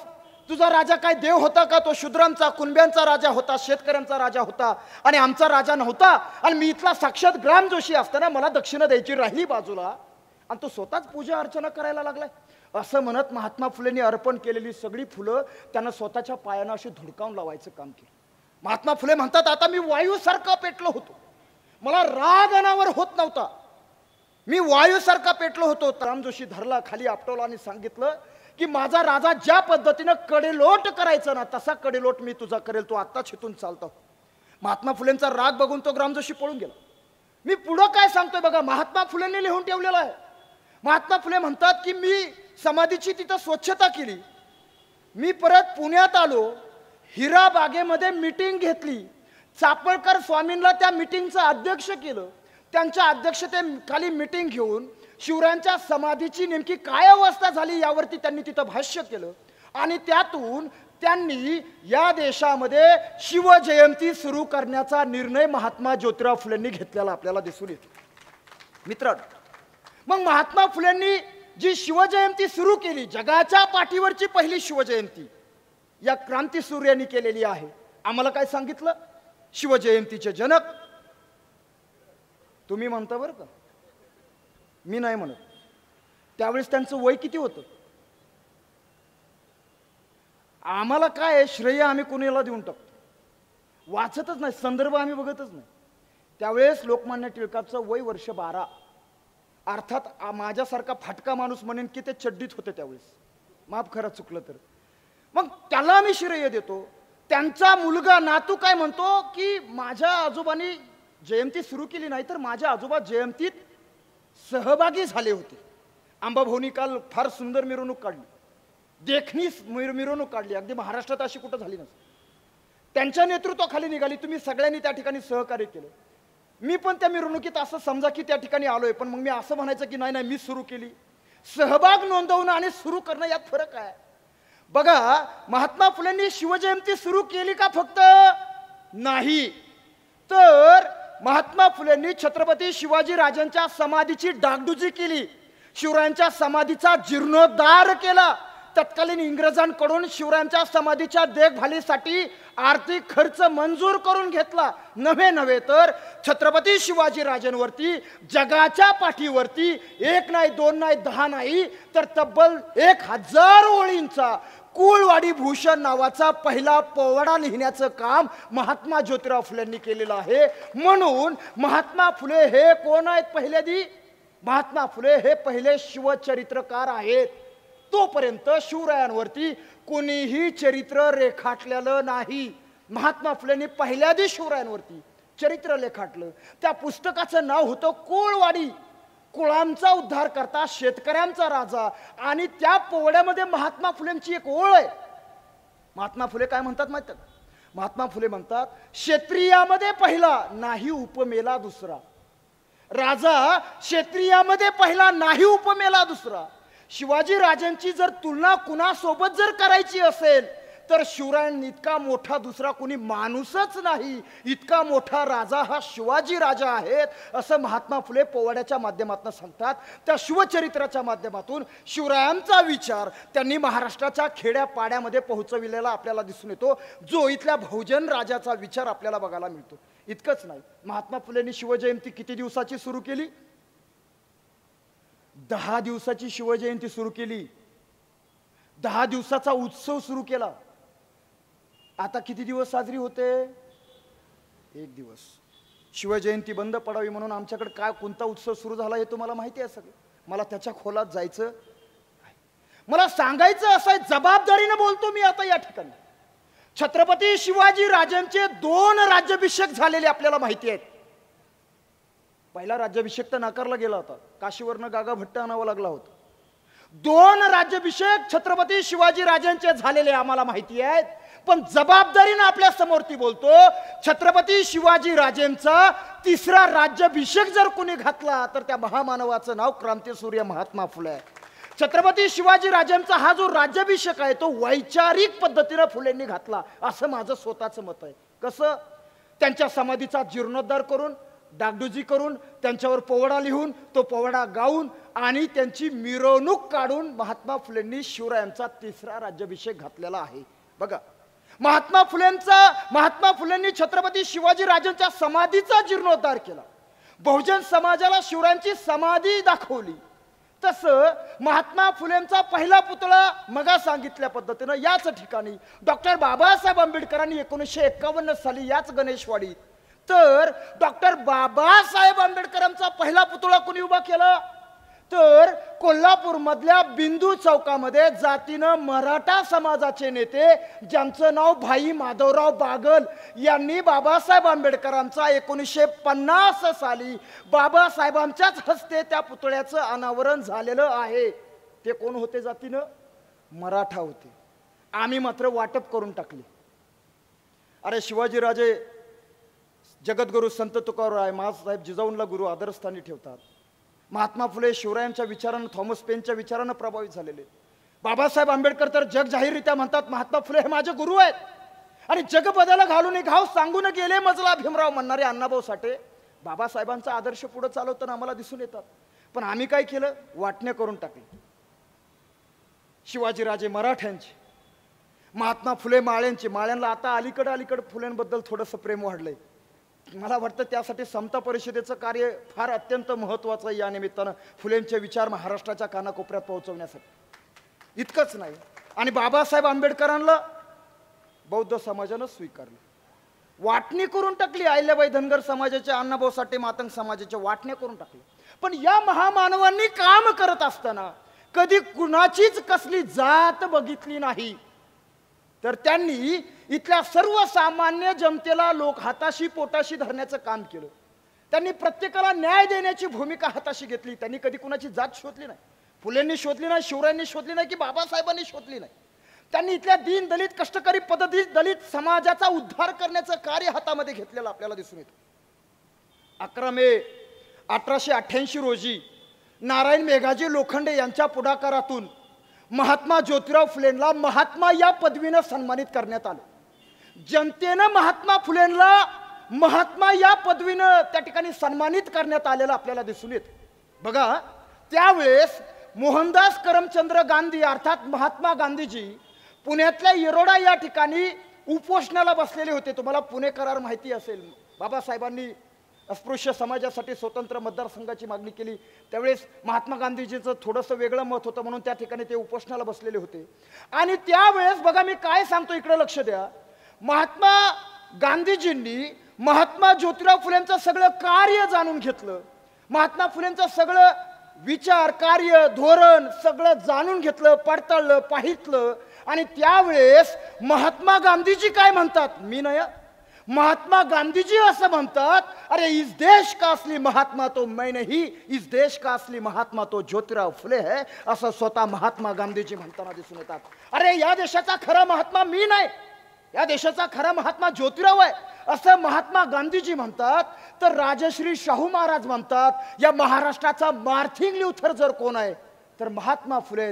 तर श्रीमंत सयाजीराव गायकवाड म्हणतात, या हिंदुस्थानाचा वॉशिंग्टन जर कोण असेल तर तो महात्मा ज्योतिराव फुले आहेत. आणि डॉक्टर बाबासाहेब आंबेडकर म्हणतात की महात्मा फुले हे तर महात्मा तर आहेतच आहेत, पण ते राष्ट्रपिता आहेत. ते केवळ राष्ट्रपिता नाही तर माझे स्वतःचे आद्य गुरु आहेत असं डॉक्टर बाबासाहेब आंबेडकर म्हणतात. तर सावरकर असं म्हणतात, या देशातले आद्य समाज सुधारक जर कोण असतील तर ते महात्मा फुले आहेत असं सावरकर म्हणताना आपल्याला दिसून येतात. बघा मित्रांनो, गोलमेज परिषद भरली आहे. बाबासाहेब आंबेडकर गोलमेज परिषदेला उपस्थित आहेत. बाबासाहेबांना पत्रकारांनी विचारलं, बाबासाहेब अब सबंध भारतामध्ये सगळी लोक महात्मा गांधीजींना महात्मा या नावानं संबोधित करतात, पण तुम्ही मात्र एकमेव असे आहात की तुम्ही महात्मा गांधीजींना महात्मा म्हणत नाही तर तुम्ही मिस्टर गांधी म्हणतात, असं का? प्रश्न आहे पत्रकारांचा. त्यावेळेस बाबासाहेबांचं उत्तर काय? बाबासाहेब म्हणतात की ज्या वेळेस भारतामध्ये इथल्या ख्रिश्चनांनी त्यांचे न्याय हक्क मागितले त्यावेळेस हे मिस्टर गांधी गप्प बसले. इथल्या मुस्लिमांनी त्यांचे न्याय हक्क मागितले त्यावेळेस हे मिस्टर गांधी गप्प बसले. पण ज्या वेळेस मी माझ्या दीन दलित समाजासाठी न्याय हक्क मागतो त्यावेळेस हे मिस्टर गांधी पुण्याला येऊन उपोषणालाच बसले. मग ज्यांच्याकडे आत्माच नाही त्यांना मी महात्मा म्हणू कशाला? माझा महात्मा ज्योतिराव आहे असं बाबासाहेब आंबेडकर त्या ठिकाणी आपल्याला म्हणताना दिसून येतात. महात्मा ज्योतिराव फुलेंनी सबंध आयुष्य ज्ञान निर्मितीमध्ये घातलं आणि भीमराव आंबेडकरांनी सबंध आयुष्यात ज्ञान संग्रहामध्ये घातलेलं आपल्याला बघायला मिळतं. महात्मा फुलेपासून बाबासाहेब हे कधीच वेगळे होऊ शकत नाहीत आणि बाबासाहेबांपासून महात्मा फुले सुद्धा कधीच वेगळे होऊ शकत नाहीत. महात्मा ज्योतिराव फुलेंचे विचार जे आज आमच्यापर्यंत आहेत, बाबासाहेब आंबेडकरांची आणि त्यांच्या अनुयायांची प्रचंड उपकार आहेत. ओबीसींना फुले कधीच कळले नाहीत. घरात फुलेंचा फोटो असेल तर माळ्याची लोक म्हणतात त्या दलित वस्तीतल्या ह्या माणसाचा फोटो घरात लावला कशाला? आमच्या घरात महात्मा फुलेंचा फोटो सुद्धा नसतो. हाय का कुणाच्या घरात? आनंदाची गोष्ट आहे. जोरदार टाळ्या वाजवा या सगळ्यांसाठी एकदा.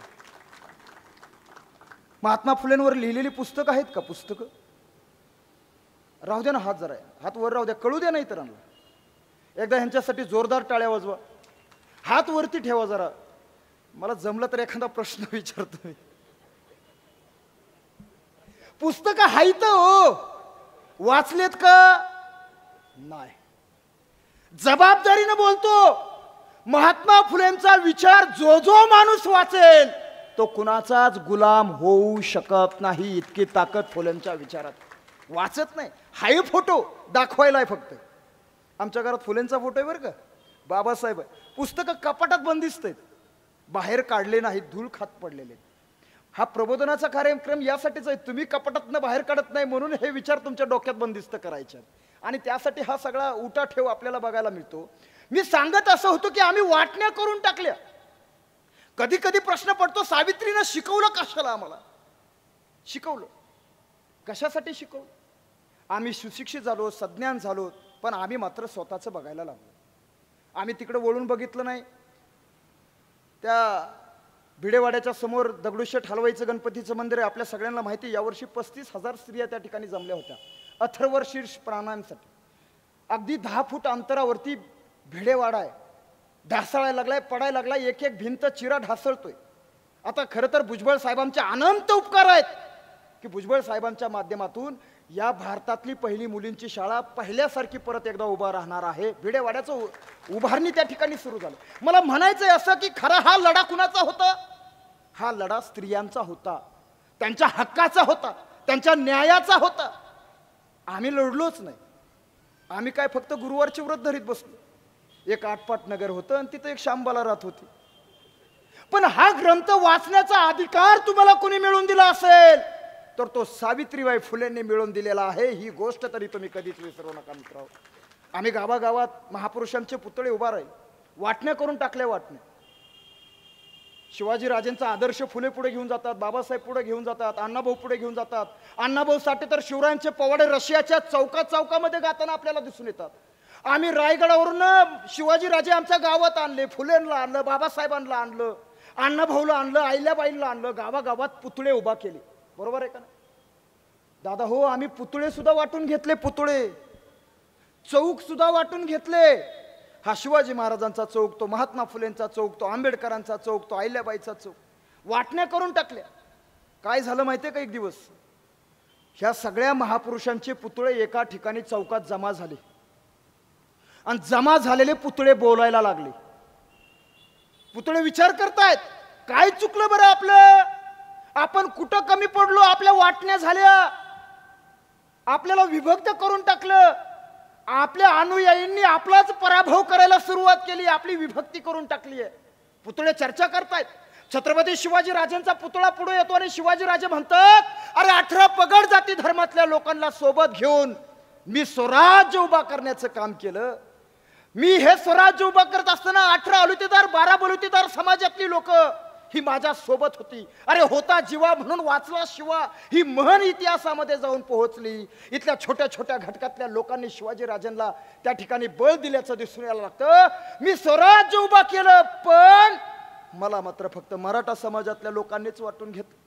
महात्मा फुलेंचा पुतळा पुढे आला आणि महात्मा फुले म्हणतात, अरे जीवनभर मी समाजाला समतेचा एकतेचा विचार दिला. पण मला मात्र फक्त माळ्यांनीच वाटून घेतलं, मी तर कुठल्या जातीचा झालोच नाही.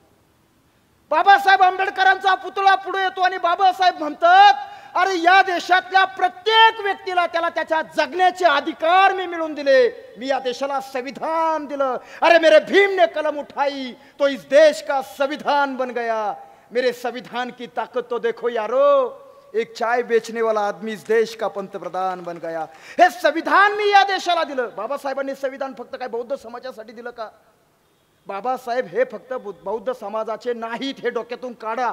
ओबीसीवरती तर प्रचंड अनंत ऋण डॉक्टर बाबासाहेब आंबेडकरांचे. ओबीसीचा पहिला नेता जर कोण असेल ना, तर तो डॉक्टर बाबासाहेब आंबेडकरांना. ओबीसी समाजाला आरक्षण मिळत नाही म्हणून 27 सप्टेंबर 1951 रोजी डॉक्टर बाबासाहेब आंबेडकरांनी आपल्या घटना मंत्री पदाचा राजीनामा फेकून दिलेला आहे. ही गोष्ट आपण या निमित्तानं लक्षात ठेवली पाहिजे. बाबासाहेब आंबेडकरांचा पुतळा पुढे येतो आणि बाबासाहेब म्हणतात, मी सगळ्या समाजातल्या लोकांना हक्काने न्याय मिळवून दिले, मला मात्र फक्त बौद्ध समाजातल्या लोकांनीच वाटून घेतलं. त्यावेळेस काठी टेकवत टेकवत टेकवत महात्मा गांधीजींचा पुतळा पुढं आला आणि महात्मा गांधी म्हणाले, बाबा हो, तुमचं बरं चाललंय, बरं चाललंय, तुमचं बरं चाललंय. तुमच्या पाठीमागं कुणी को होईना उभा राहिलं, तुम्हाला कुणी को होईना स्वीकारलं, पण मला मात्र कुणी स्वीकारलं नाही. मी फक्त सरकारी भिंतीवरल्या खिड्यालाच असा एकटाच लटकून राहिलेला असतो. हा भाग विनोदाचा नाही, हा चिंतनाचा आहे, आत्मपरीक्षण करण्याचा आहे. ही गोष्ट आपण लक्षात ठेवली पाहिजे. महामानवांना एका जातीपुरतं सीमित करणं म्हणजे त्यांच्या विचारांची उंची आपण कमी करतोय. एका जातीपुरतं त्यांना मर्यादित ठेवणं म्हणजे त्यांना संकोचित करतोय. आपण त्यांना इतर घटकापर्यंत पोहोचू देत नाही, त्यांचे विचार जाऊ देत नाही. हा त्यांचा अवमान आपणच करतोय की काय, यावरती चिंतन होणं फार गरजेचं आहे. मित्रांनो, महात्मा फुलेंनी या देशातली, तुम्हाला बोर होत नाही ना? जर होत असेल तर मला जर कोणी सांगितलं तर मी थांबून जाईल. बघा, या देशातली बहुजन समाजाची, ब्राह्मणेतर हे जे दोन वर्ग आहेत त्यातल्या ब्राह्मणेतर बहुजन समाजाची या देशातली पहिली संघटना सत्यशोधक समाज महात्मा फुलेंनी 1873 साली 24 सप्टेंबर 1873 ला उभा केला. ही संघटना या देशातली बहुजन समाजाची पहिली संघटना आहे. महात्मा फुले 64 वर्ष जगली. जर अजून थोड्या दिवस जर जगले असते तर महात्मा फुलेंची ओळ आहे, सत्तेविना सकळ कळा झाल्या अवकळा. सामाजिक बदल जर घडून आणायचे असतील तर तुम्हाला राजकारणात येणं गरजेचं आहे. तुम्ही सत्ता हातात घेणं फार गरजेचं आहे. तुम्ही सत्तेचे मालक झाले पाहिजेत, हे महात्मा फुलेंचं म्हणणं आहे. म्हणून महात्मा फुले म्हणतात, सत्तेविना सकळ कळा झाल्या अवकळा. मी जबाबदारीनं बोलतो. महात्मा फुलेंनी जी संघटना सुरू केली ना, महात्मा फुले जर काही दिवस जर हयात राहिले असते तर ही संघटना या देशातला पहिला पक्ष म्हणून उभा राहिला असता, जो ब्राह्मणेतर बहुजन समाजाचा राहिला असता. मित्रांनो, नंतर जे दे जवळकर आले, त्यांनी काँग्रेसमध्ये उड्या मारल्या, सत्यशोधक समाज हा लोप पावला आणि त्याच सत्यशोध समाजाची एक ज्योत म्हणून, एक ठिणगी म्हणून महाराष्ट्रामध्ये समता परिषद काम करताना आपल्याला बघायला मिळते, असं माझ्यासारख्याला वाटताना दिसून येतं. मित्रांनो, ही जी सत्यशोधक चळवळ आहे, ही सत्यशोधक चळवळ महात्मा फुलेंच्या नंतर सावित्रीबाई फुलेंनी पुढे चालवली. राजश्री शाहू महाराज तर सावित्रीबाई फुलेंना आपली बहीण मानतात, लेक मानतात. महात्मा फुलेंच्या नंतर तिला आर्थिक मदत करण्याचं काम राजश्री शाहू महाराज करतात. इतकंच नाही, सत्यशोधक समाज हा कोल्हापूर संस्थानामध्ये रुजविण्याचं काम राजश्री शाहू राजा करतात. अलीकडच्या परिभाषेत जर बोलायचं म्हटलं तर राजश्री शाहू राजे हे महात्मा फुलेंच्या सत्यशोधक संघटनेचे कार्यकर्ते म्हणून काम करताना आपल्याला बघायला मिळतात. अण्णासाहेब जाधव असतील, लठ्ठे असतील, ही सगळी लोक तिथं काम करताना. इतकंच नाही, सत्यशोधक समाजाचे जे प्रबोधनाचे कार्यक्रम व्हायचे त्याला सत्यशोधक जलसे असं म्हणतात. संत गाडगे महाराज जसं कीर्तनातून प्रबोधन करायचे ना, तसं सत्यशोधक जलसे होते जे प्रबोधन करायचे. त्या सत्यशोधक जलस्यामध्ये कर्मवीर भाऊराव पाटील त्या ठिकाणी ढोलकी वाजविण्याचं काम करत होते दादा हो. आणि कराडमध्ये सत्यशोधक परिषद भरली, त्यातून ते इतके प्रभावित झाले आणि त्यांनी साताऱ्याच्या माळरानावर कर्मवीर भाऊराव पाटलांनी रयत शिक्षण संस्था ही सुरू केली. रयत शिक्षण संस्था हे सत्यशोधक चळवळीतून उदयास आलेली शिक्षण संस्था आहे, ही गोष्ट आपण लक्षात ठेवली पाहिजे. पंजाबराव देशमुख त्या ठिकाणी विदर्भात काम करतात, संत गाडगे महाराज, तुकडोजी महाराज, ही सगळी माणसं सत्यशोधक विचारानं झपाटलेली बघायला मिळतात. मित्रांनो, कोल्हापूरमध्ये महात्मा फुलेंचं कार्य शाहूराजे पोहोचवत आहेत. बघा, एक प्रसंग आहे. शाहूराजांच्या दरबारामध्ये गंगाराम कांबळे नावाची एक व्यक्ती घोड्याच्या तबेल्यात तिथं घोडे धुण्यासाठी कामाला होती.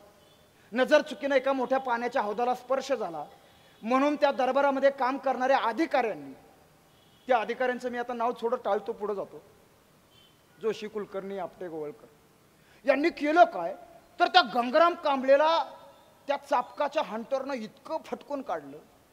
राजश्री शाहू संस्थानात फेरफटका मारायला गेलेले आहेत. परत आल्यानंतर त्यांच्या कानावर ही गोष्ट पडली, वार्ता आली की गंगारामला मारहाण केली. शाहूराजे गंगारामला एक काय करतात, चहाचं हॉटेल टाकून देतात. कोल्हापूरमध्ये चहाचं हॉटेल टाकून देतात. बघा, अरे ज्या वेळेस आमचा स्पर्श सुद्धा चालत नव्हता, तिथं गंगारामला चहाचं हॉटेल राजनं टाकून दिले. दिवस मागून दिवस गेले. एक दिवस शाहू महाराज असे संस्थानातनं फेरफटका मारून येत होते आणि नेमकं गंगारामच्या हॉटेलच्या समोरून ते चाललेले होते. त्यांनी आपला रथ जागेवर थांबवला, गंगारामला आवाज दिला, गंगाराम, अरे कस काय बाबा तुझ्या चहाच्या हॉटेलचा व्यवसाय कसा सुरू आहे, चहाचा व्यवसाय सुरू आहे का नाही, ग्राहक काय म्हणताय? त्यावेळेस गंगाराम म्हणतो, राज, अहो तुम्ही चहाचं हॉटेल टाकून दिलं, अहो इथं आमचा कोणी स्पर्श मान्य करत नाही, तिथं आमच्या हातातला कोणी चहा पिईल का, दिलाय टाकून, बसलोय, अजून एक सुद्धा ग्राहक इथं फिरकलं नाही. बरेच दिवस झालं बसलो. शाहू महाराज दुःखी झालेले. शाहू महाराज म्हणतात, असं काय होय काय? पाठीमागे बघतात, गंगारामला म्हणतात, गंगाराम एक काम कर, एक 10-12 कप फर्स्ट क्लास चहा ठेव, बरं ठेव चहा.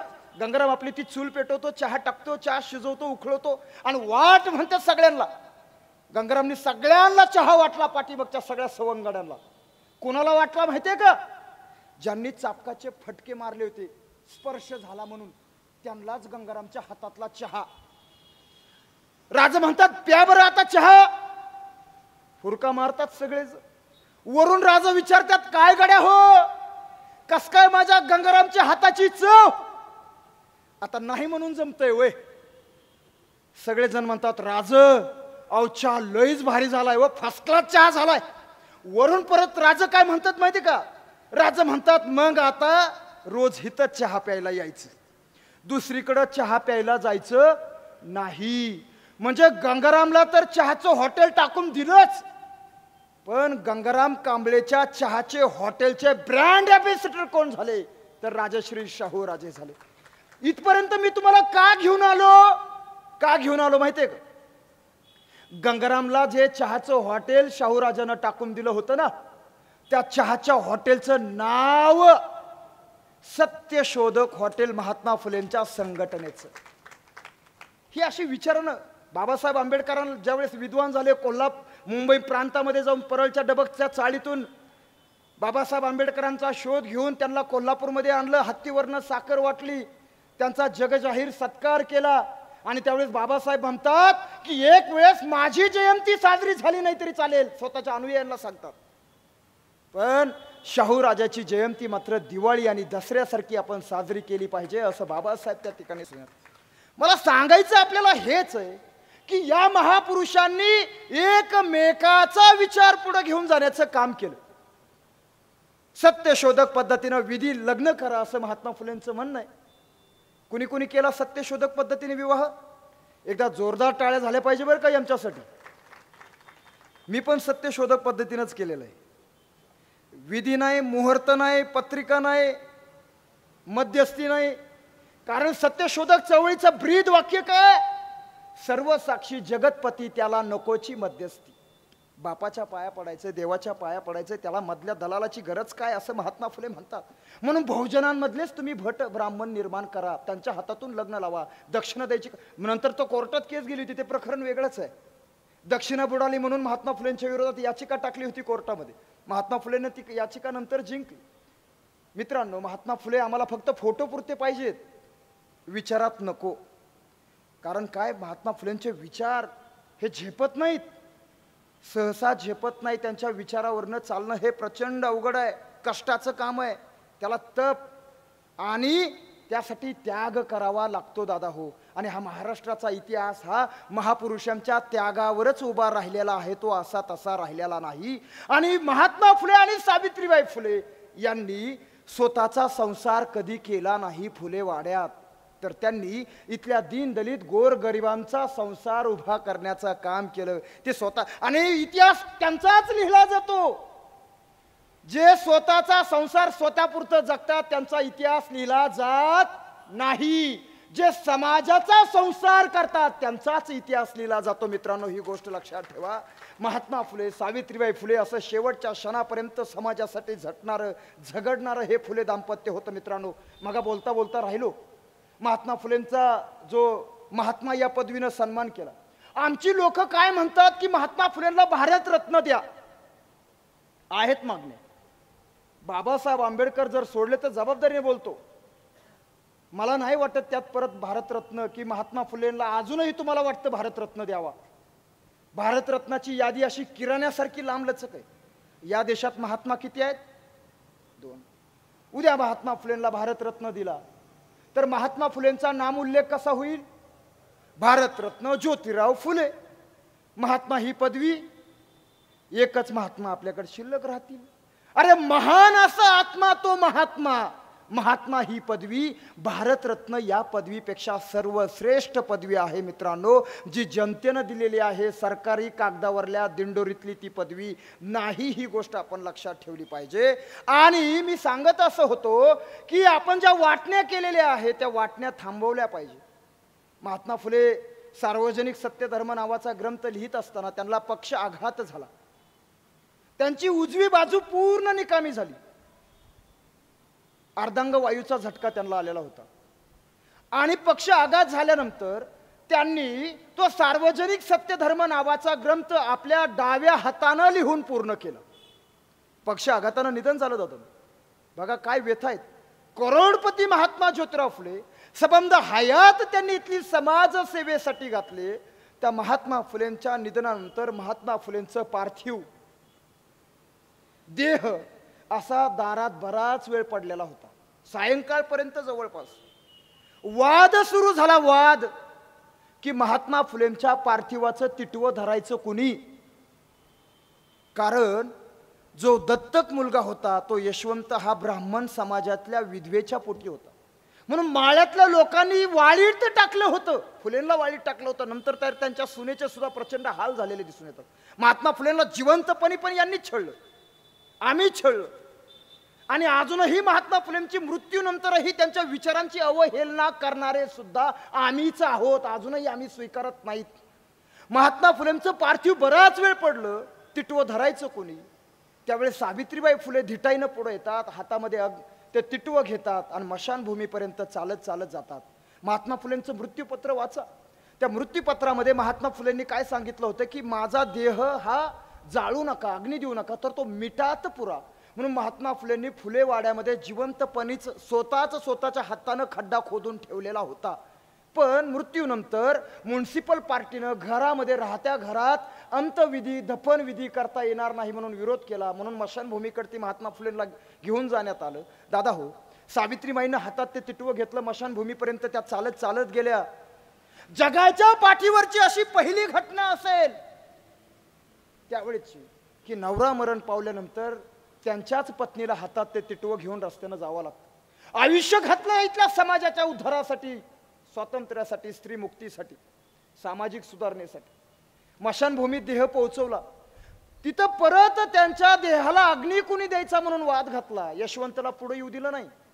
परत सावित्रीबाई फुले पुढे आल्या आणि ज्योतिरावांच्या पार्थिवाला माईंनी स्वतः हाताने अग्नी दिला. ही वेळ त्या माऊलीवरती आली खरी दादा, पण माझ्यासारख्याला प्रामाणिकपणे असं वाटतं ही वेळ माईंवरती आली, पण यातून सुद्धा सावित्रीबाई फुलेंनी आम्हाला एक विचार देण्याचं काम केलेलं आहे. तो विचार असा आहे की जो अधिकार पुरुष सत्ताक संस्कृतीकडती आहे अग्नी देण्याचा, तो अधिकार इथल्या स्त्रियांना सुद्धा मिळाला पाहिजे.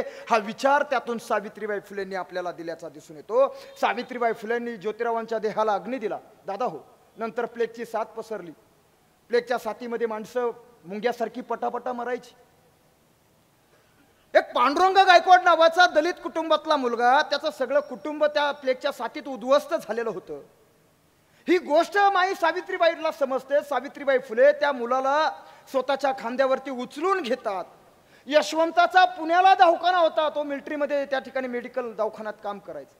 त्याला पुण्याला बोलवून घेतलं. ससाण्यांच्या माळ रानावर तिथं त्यांनी दवाखाना सुरू केला आणि त्या पांडुरंग गायकवाडला सावित्रीबाई फुलेंनी उचलून त्या दवाखान्यात पोहोचतं केलं. परंतु त्या प्रवासाच्या दरम्यान त्या प्लेगच्या साथीनं सावित्रीबाई फुलेंवरती झडप घातली आणि सावित्री नावाची ज्योत कायमची विझली. शेवटच्या क्षणापर्यंत फक्त समाजाची आणि समाजाचीच सेवा करण्याचं काम सावित्रीबाई फुलेंनी केल्याचं. शेवटचा श्वास सुद्धा समाजाच्या हितासाठी घेतला. शेवटचा श्वास माळ्यांनी वाळीत टाकल्यानंतर यशवंताचं निधन झालंय. महात्मा ज्योतिराव फुलेंची एकुलती एक सून ज्ञानबा ससाण्याची मुलगी, या देशातला पहिला आंतरजातीय विवाह यशवंताचा आणि त्या चंद्रभागेचा. हा विवाह सत्यशोधक पद्धतीनं पहिल्यादी लावून देण्याचं काम यांनी केलेलं आहे. त्या चंद्रभागेची शेवटची अवस्था काय? पोटाला अन्न मिळत नाही म्हणून पुण्यातल्या रामेश्वर मंदिरामध्ये ती तरफडून मरण पावली हो दादा, हो. अक्षरशः वाळीत टाकलं ना, समाजानं स्वीकारलं नाही. महात्मा फुलेंचा राहता वाडा लिहिलेली पुस्तकं तिने 100 रुपयात विकून टाकली. एका मुलीचं लग्न आहे, मागा सरांनी सांगितलं. पोटाचा प्रश्न काय 100 रुपयात सुटणार थोडाच. शेवटी ती मंदिरात जाऊन राहायला लागली आणि तिथंच मरण पावली. दुर्दैव वाटतं माझ्यासारख्याला की महात्मा ज्योतिराव फुलेंचा एकुलता एक वारसदार पुण्याच्या म्युनिसिपल पार्टीनं बेवारस म्हणून दफन करण्याचं काम केलं. मग प्रश्न पडतो, काय गरज होती त्या महात्मा फुलेंना, सावित्रीला? अरे करोडपती कॉन्ट्रॅक्टर आहेत, एका बाजूला ते आयुक्त आहेत, इन्कम टॅक्स भरतायत, शिक्षण महर्षी आहेत, 13-14 शाळा सुरू केलेल्या आहेत. एवढं प्रचंड कार्य करणारे महात्मा फुलेंना काय गरज आहे इथल्या समाजासाठी एवढं झगडायची? अगदी टुमटुमीत जगले असते नवरा बायको दोघं. बाबासाहेबांच्या बाबतीत तेच आहे. रमाबाईची 4 लेकरं मरण पावली मांडीवरती. उभ्या आयुष्यात बाबासाहेब आंबेडकर म्हणतात, मी रमाईला कधी साडी विकत घेऊ शकलो नाही. साडी. बाबासाहेब आंबेडकर ज्यावेळेस विलायतेवरून भारतात परतले, मोठा सत्कार सुरू होता बाबासाहेबांचा. रमाईला वाटलं आपण पण जायला पाहिजे तिथं, बाबासाहेबांना बघितलं पाहिजे, फार दिवसानं आले. पण जायचंय, अंगावर फाटकी साडी आहे. तिने आपली ती पेटी उचकटली, उघडली, त्यातली एक साडी होती ती घेतली हातात, पण तिला वाळव्या लागल्या होत्या. हातात घेतली तशी ती झिर करणं खाली पडली. तिच्या लक्षात आलं की शाहू महाराजांनी बाबासाहेबांचा कोल्हापूरमध्ये जो एक सत्कार केलेला फेटा इथं आहे, ती फेटा काढते, अंगावरती गुंडाळते आणि बाबासाहेबांना पाहण्यासाठी रस्त्यानं निघते. तिला वाटतं, क्षणभरात वाटतं, अरे बाबासाहेबांच्या लक्षात येईल हा फेटा आहे म्हणून, त्यांना काय वाटेल, त्यांचा अपमान होईल, म्हणून ती तिथं जागेवर थांबते, एका झाडाच्या बाजूला जाऊन उभा राहते. बाबासाहेबांचं त्या ठिकाणी घोषणा चालू आहेत, उद चालू आहे, मोठमोठ्याने स्वागत चालू आहे, हार तुरे सत्कार सुरू आहे. आणि सुरू असताना या सगळ्या गर्दीच्या गोळख्यातून बाबासाहेब फक्त बघत होते, माझी रमा कुठं दिसते का, रमा. त्यांची नजर पडली, रमा त्या झाडाच्या आड उभा होती. दोघांची नजरेला नजर भिडली, दोघांच्या डोळ्यातनं पाणी आलं. त्यांच्या लक्षात आलं की रमानं अंगावर फेटा घातलाय. बाबासाहेब म्हणतात, मी सुटाबुटात राहायला लागलो, सुटाबुटात राहायला लागलो, पण मी माझ्या रमासाठी एक साधी साडी सुद्धा घेऊ शकलो नाही. साधी. तिच्या गळ्यात कधी फुटका मणी नव्हता. तिला बाया आजूबाजूच्या छेडायच्या, काय ग रमा, तुझा नवरा एवढा मोठा हुशार आहे, विद्वान आहे म्हणे, वकील आहे, तज्ज्ञ आहे, पण तुझ्या गळ्यात एक साधा फुटका मणी नाही. रमा म्हणायची, अहो माझ्या गळ्यामध्ये फुटका मणी नसला तरी चालेल, पण भीमराव हाच माझा दागिन आहे, तेच माझं सोनं आहे, असं रमा म्हणायची. अरे किती त्याग असतो या महापुरुषांचा. आम्ही विसरून जातो. हे सगळं सोडून देणार आहेत. व्याख्यान झालं, घरी चाललो, सगळं सोडून देणार आहे. हे जपलं पाहिजे, हा विचार जाणून घेतला पाहिजे. घरात फुलेशाह आंबेडकरांचे फोटो लावले पाहिजेत. जबाबदारीनं बोलू का, आमच्या घरात संतांचे फोटो कमी, पण उघड्या बाबांचेच फोटो जास्त असतात. राग मानू नका माझं. भोंदू बाबांचे, संतांचे म्हणत नाही, संत श्रेष्ठ आहेत. भोंदू बाबांचे, कुणी गांजा पितय, कुणी काय काय कोणी काय, त्यांचे फोटो घरात. काय आदर्श घ्यायचा आमच्या लेकरांनी? समजा लहान पोरग आहे घरात, घरात उघड्या बाबाचा फोटो आहे. पोरग म्हणाला, बाबा हा फोटो कुणाचा?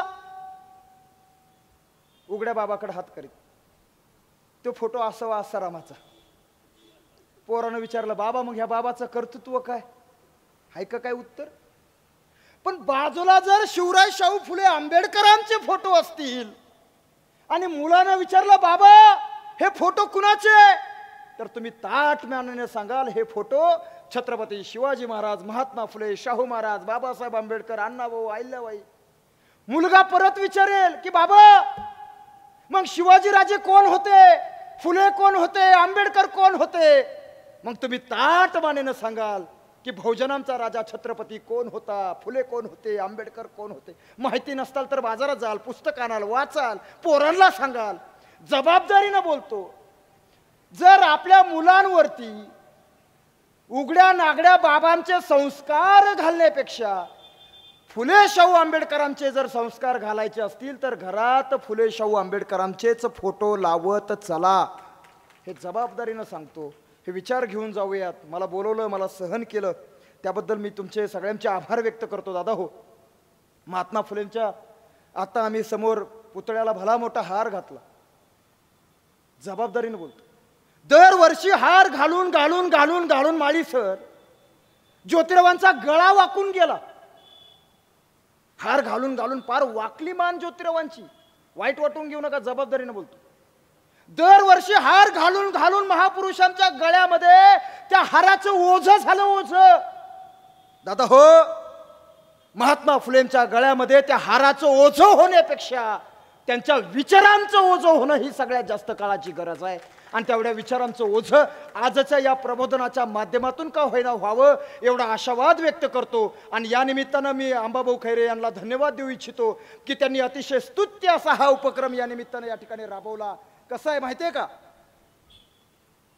माणसं तमाशानं पण बिघडत नाहीत आणि कीर्तनानं पण सुधरत नाहीत. आमचं लय अवघड आहे.